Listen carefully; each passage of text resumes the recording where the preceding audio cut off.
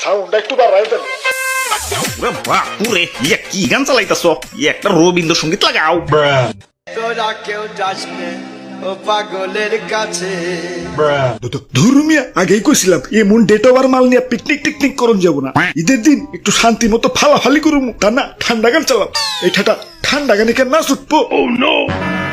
যে নাচ পরে উঠাইও আগে কও তুমি ডেট ওভার কইলা কারে?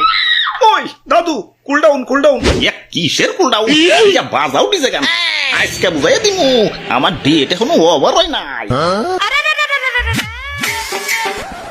আরে তুতু ভাইয়া কি করবার লাগছো?